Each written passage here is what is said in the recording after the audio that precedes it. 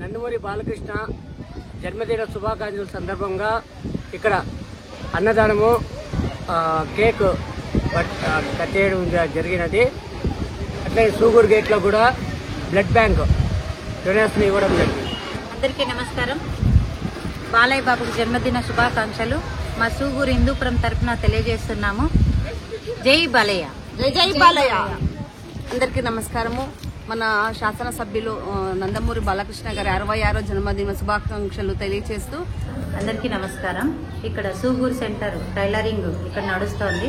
Tailoring centre తరఫున బాలయ్య బాబుకి ప్రతి ఒక్కరూ కూడా శుభాకాంక్షలు తెలియజేస్తున్నారు.